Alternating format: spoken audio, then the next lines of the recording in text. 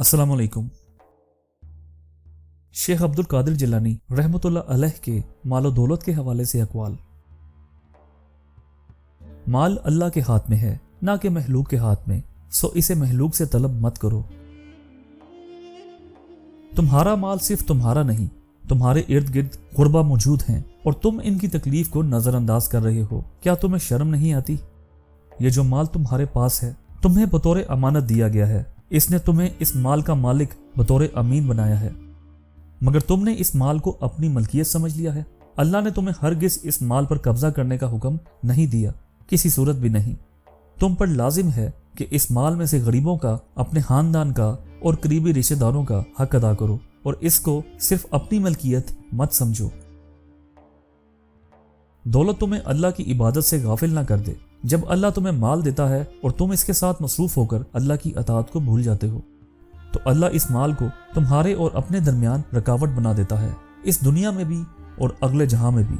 इनाम में मशगूल होकर इनाम देने वाले से तवज्जो फेरने की सजा के तौर पर मुमकिन है कि वो तुम्हें इस माल से बेदखल कर दे, तुम्हारी हालत तब्दील कर दे और तुम्हें मुफलिस कर दे। अगर तुम माल के बजाय अल्लाह की फरमा बरदारी की तरफ ज्यादा तवज्जो दोगे तो वो इसे तुम्हें बतौर तोहफा इनायत करेगा और इसका एक जर्रा भी कम ना करेगा।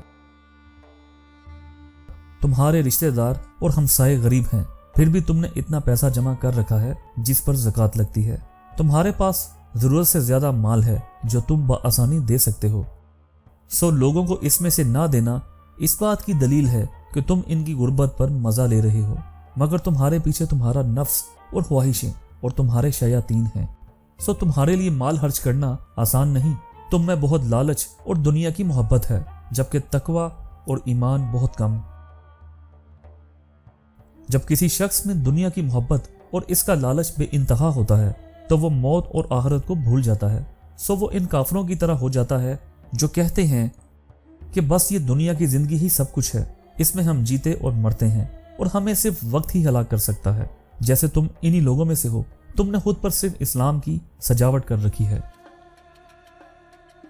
इस दौर का बछड़ा माल है, ये अहीर जमाना है। तुम लोग मूसा की कौम की मानित हो गए हो जो बछड़े की पूजा करते थे, और इस दौर का बछड़ा मालो दौलत है। तुम्हारे दिल का किबला माल है। मैं देखता हूं कि तुम्हारा जाहिर वहदानियत की गवाही देता है, जबकि तुम्हारा बातिन इसके बरखिलाफ है। मैं देखता हूं कि तुम्हारे चेहरे किबला रुख हैं, जबकि तुम्हारे दिल का रुख मालो दौलत की तरफ है।